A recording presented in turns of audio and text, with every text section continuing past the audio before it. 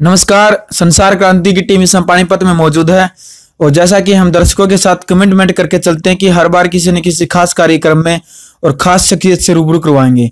तो आज इसी कड़ी में हम बात करते हैं पानीपत हलके के पूर्व हल्का अध्यक्ष रहे इनेलो पार्टी के टीपू पोड़िया। टीपू जी, सबसे पहले तो कार्यक्रम में स्वागत आपका।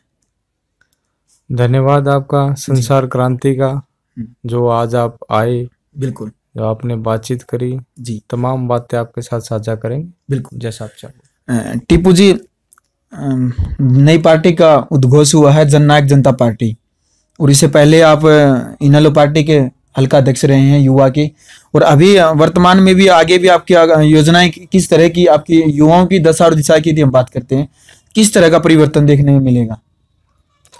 देखो, जिस तरीके से जी, एक पूरे हरियाणा प्रदेश से लाखों की तादाद में एक जन समूह आपने देखा जींद की जो समस्त हरियाणा सम्मेलन में, किस तरीके से पूरे लाखों के जन समूह ने भाई दुष्यंत चौटाला जी को आशीर्वाद दिया।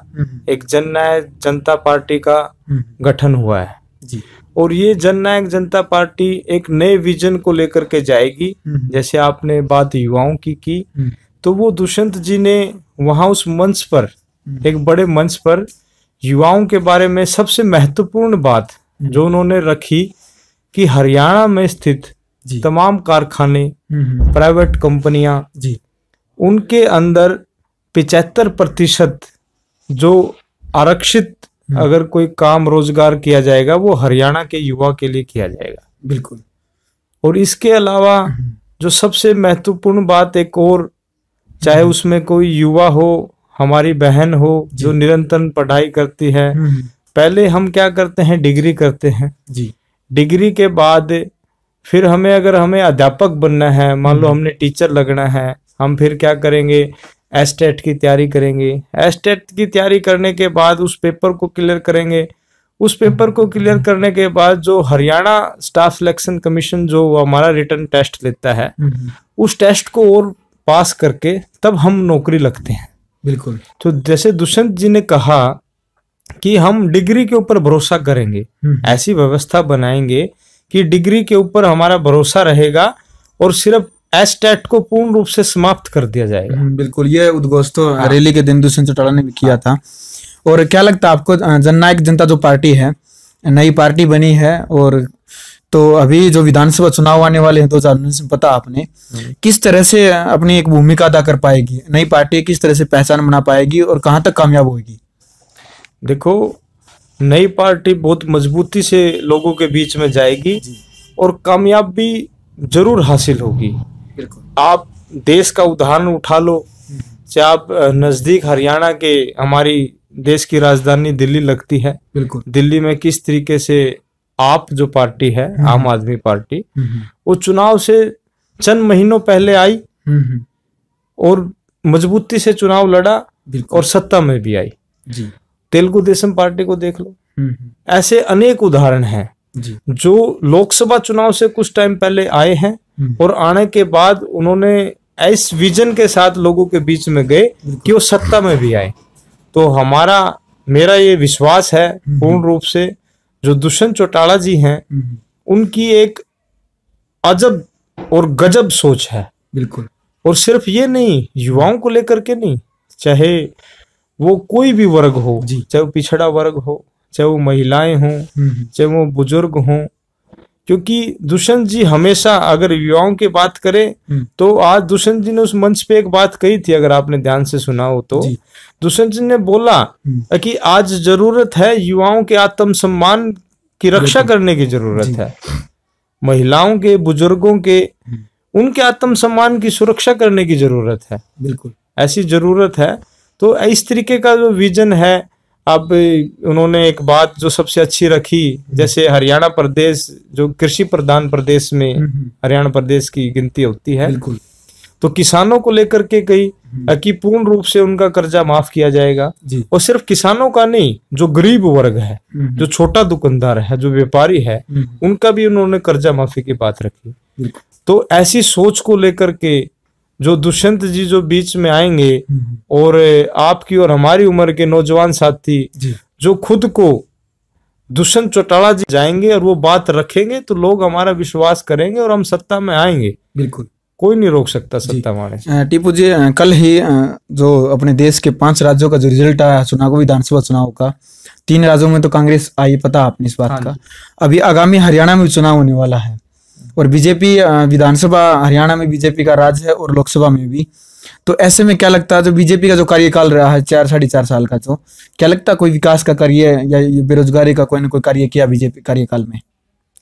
देखो, जो आपने भारतीय जनता पार्टी की बात करी जी, भारतीय जनता पार्टी ने आप लगभग पूर्ण रूप से 4 साल हो चुके हैं। बिल्कुल। जब भारतीय जनता पार्टी की सरकार नहीं थी तो उन्होंने एक बात कही थी, अगर हमारी सरकार आती है जी तो हम हरियाणा प्रदेश के अंदर हर साल 1.5 लाख युवाओं को नौकरी देंगे। बिल्कुल। और माननीय प्रधानमंत्री श्री नरेंद्र मोदी जी ने एक बात कही थी कि हम हर साल 2 करोड़ युवाओं को नौकरी देंगे जी। आप मेरे से ज्यादा पत्रकारों को ज्यादा जानकारी आप रखते हो, आप ही बता दो, उल्टा मैं आपसे ही पूछता हूँ, क्या 1.5 लाख युवाओं को नौकरी हरियाणा प्रदेश में मिली है? जी, वो तो आपने पता है कि डी ग्रुप की भर्तियों के लिए अभी कितना तांडव मचा है, कितनी अव्यवस्था आपने देखी है। तो आपकी तरफ से क्या प्रयास रहेगा युवाओं को आगे बढ़ाने का, यदि जननायक जनता पार्टी रहती है? वैसे तो दुष्यंत चौटाला की तरफ से भी बयान निकल के आता कि सरकारी नहीं तो प्राइवेट क्षेत्र में कहीं रोजगार मेला गुड़गांव में लगाया है, तो आगामी योजनाएं रहेंगी कि सरकारी क्षेत्र में नहीं तो प्राइवेट बढ़ोतरी रहेगी उस क्षेत्र में। तो महिलाओं की यदि बात करते हैं तो महिलाओं की क्या अहम भागीदारी रहेगी आपकी पार्टी में? देखो, महिलाओं की जो सबसे ज्यादा भागीदारी रहेगी, क्योंकि ये बात सभी को पता है, आज आबादी का 50% हिस्सा महिलाओं का है। बिल्कुल। और जिस तरीके से महिलाओं में जो हमारी जननायक जनता पार्टी की जो नेत्री हैं, जो डबवाड़ी से विधायक माता नैना चौटाला जी, निरंतर, इससे पहले वो जब इनेलो में रह करके भी उन्होंने हरी चुनरी चौपाल का कार्यक्रम शुरू किया। और मैं ये बात आपके चैनल के माध्यम से, अगर कोई दर्शक हमारी इस बात को सुन रहा है तो मैं उसको भी एक बात बताना चाहूंगा जी।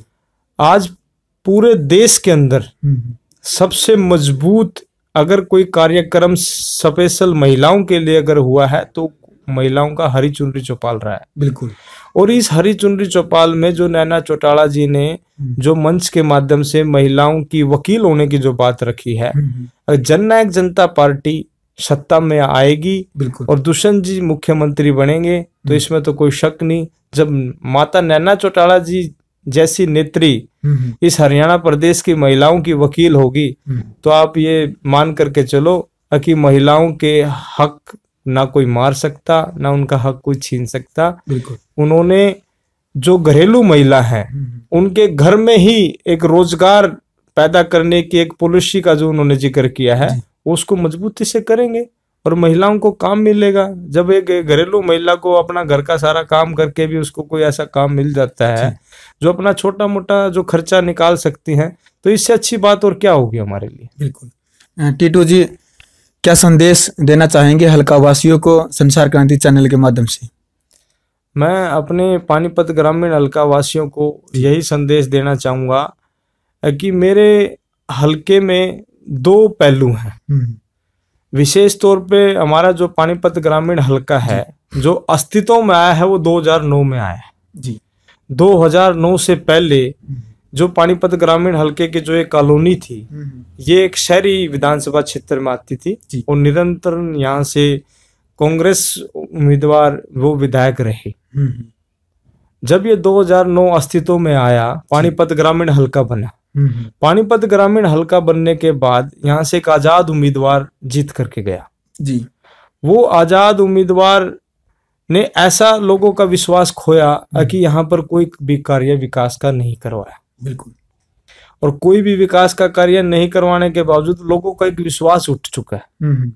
लोगों का ये हो चुका है कि जो भी अगर कोई सफेद कुर्ता पजामा पहन करके लोगों के बीच में आता है कॉलोनी में, तो ये लोग ये कहते हैं कि ये चुनाव के समय पर आगे वोट लेने के लिए आगे, इन्होंने कोई भी काम नहीं करवाना है जी। वो विश्वास खोया, रही कई कसर फिर पूरी भारतीय जनता पार्टी ने कर दी। और जो भारतीय जनता पार्टी के जो मौजूदा विधायक है माननीय श्री महिपाल ढांडा जी, अब महिपाल डांडा जी क्या कहते हैं कि कभी कहते हैं 400 करोड़ रुपए लगा दिए, कभी कहते हैं 700 करोड़ रुपए लगा दिए जी। अब वो एक तो वो हर 15-20 दिन बाद, महीने बाद अपनी स्टेटमेंट को चेंज करते हैं जी। अगर 700 करोड़ रुपए लगा दिए, आप मेरे साथ चलो, मैं आपको दिखाऊंगा कि कॉलोनी की हालत कैसी है। बिल्कुल, कॉलोनी की हालत इस टाइम ऐसी बद से भी बदतर है। अगर ये बात करते हैं कि हमने कोई सड़कें बनवाई जी, तो मैं आपके चैनल के माध्यम से, आपने कहा कि हल्का वासियों को क्या संदेश दोगे, तो उनको एक बताना चाहूंगा, जो मुख्य सड़कें हैं, जो इक्का दुक्के कुछ सड़कें बनाई हैं जी, जो उसकी बुझाएं हैं, वो बिल्कुल आज भी ज्यों की त्यों हैं, आज भी वो सड़कें नहीं बनी। दूसरी बात, जो मुख्य सड़कें आप अगर यहाँ देखा जाए, भावना चौक से लेकर के जो नुरवाड़े की तरफ रास्ता जाता है, हरि सिंह चौक पार करते हुए, इतना ऊंचा उसको उठा दिया गया है। जिन लोगों ने आज से 3 साल पहले, 4 साल पहले मकान अगर 18-20 लाख रुपए, 30 लाख रुपए लगा करके किसी ने मकान बनाया, वो 3 से 4 फुट नीचे चला गया जी। तो ऐसी कोई व्यवस्था नहीं बनाई गई कि सड़क का निर्माण भी हो जाए और लोगों को परेशानी भी ना हो। अब गरीब आदमी दोबारा से अपना मकान कैसे बनाएगा जी। तो मैं ये संदेश देना चाहूंगा कि मेरे हल्के के तमाम युवा साथी, बुजुर्ग, महिलाएं जागरूक रहें। बिल्कुल, ये देखें कि अच्छा कौन है जी, कौन सी पार्टी अच्छी है, किसकी नीतियां अच्छी हैं, किसकी सोच अच्छी है, और कौन सक्षम है कार्य को करवाने में। और मैं तो यही सबसे अपील भी करूंगा कि जो हमारी नई पार्टी है जननायक जनता पार्टी, भाई जननायक जनता पार्टी से ज्यादा जुड़े और इस पार्टी को आपने सबको देखा, इस पार्टी को देखें क्योंकि ताऊ देवीलाल की नीतियों से पार्टी चलेगी। बिल्कुल, डॉक्टर अजय सिंह चौटाला के वफादारों से पार्टी चलेगी जी, जनता के इशारों से पार्टी चलेगी, ये पार्टी लोक राज के नारों से चलेगी। बिल्कुल, तो मैं यही अपील करना चाहूंगा कि ज्यादा से ज्यादा इस पार्टी में जुड़े और ये पार्टी दुष्यंत चौटाला जी हमारे प्रदेश के मुख्यमंत्री बनेंगे और इस पानीपत ग्रामीण हलके का संपूर्ण रूप से विकास होगा और रोजगार के माध्यम से इतना विकास होगा कि हर घर से जो शिक्षित युवा है उसको रोजगार जरूर मिलेगा। अगर कोई ये कहता है कि रोजगार कैसे मिलेगा, रोजगार ऐसे मिलेगा जब दुष्यंत चौटाला जी ने इस बात का ऐलान कर दिया है कि जो देखो हमें किसी दूसरे, यहाँ ज्यादा एक कंफ्यूजन है, एक छोटा सा कंफ्यूजन यहाँ है कि दूसरे प्रदेश के लोग यहाँ पर रहते हैं। कोई भी साथी ये ना समझे हमें किसी दूसरे प्रदेश की वजह से किसी से दुश्मनी नहीं है, कोई बैरभाव नहीं है। यहाँ पर जो रह रहा है वो 25-30 साल से रह रहा है, कोई उत्तर प्रदेश से रह रहा है, कोई बिहार से रह रहा है, कोई राजस्थान का साथी रह रहा है, तो वो यहाँ रह रहा है, उसका यहीं का पहचान पत्र है, यहीं का उसका आधार कार्ड है, तो वो हरियाणवी कहलाया। और वो उनके ऊपर भी लागू है। 75% कंपनियों में जो नौकरी जो हरियाणा के दिए जाएगी तो उसमें सभी शामिल है मेरे कॉलोनी वासी। मेरा कॉलोनी वासी को ये ना समझे कि हम बैकग्राउंड हमारा उत्तर प्रदेश से है तो कहीं ये हमें नेग्लेक्ट ना कर दें। दुष्यंत चौटाला जी का कहना है कि जो हमारे प्रदेश में रह रहा वो सब हरियाणवी है और उसके अधिकार की लड़ाई लड़ना एक सरकार का धर्म भी है, एक सरकार का कर्म भी है। बिल्कुल, तो उसको वो बखूबी से निभाएंगे और जननायक जनता पार्टी 2019 में सत्ता में आएगी। बिल्कुल, जरूर। तो ये थे हमारे साथ पानीपत हलके के युवा अध्यक्ष रहे हैं इनेलो के, और अभी जो जननायक जनता पार्टी बनी है उसके एक मजबूत नेता और कार्यकर्ता भी, और युवाओं के अंदर एक जोश करने के जो मोटिवेटर हैं ये काफी उभर करके आगे आए हैं। और इनका एक संदेश है हल्का वासियों की कि एक ऐसे व्यक्ति को ही अब, क्योंकि 2019 में विधानसभा चुनाव जो हरियाणा में आने वाला है, तो ऐसे व्यक्ति को मतदान करे जो कहीं न कहीं समस्याओं को पूरी तरह से खत्म करने में सक्षम हो और जो समाज के लिए पहले भी कार्यकर्ता रहा हो, या यह नहीं कि राजनीति का जो चुनाव का एक सरगर्मियां जो तेज होती है उसी समय पर वो आए। हालांकि जो 5 साल का जो समय रहा वो निरंतर ही जनता के बीच में रहे। और जो जननायक जनता पार्टी टीपू जी ने बताया कि देवीलाल की जो विचारधारा है उस पर चल करके ही अजय चौटाला के जो वफादार जो कार्यकर्ता है उसी के आधार पर कार्य करती रहेगी। तो पल पल की जानकारी के लिए संसार क्रांति के साथ जुड़े रहिए। तब तक संसार क्रांति के लिए पानीपत से मैं अजय भारद्वाज।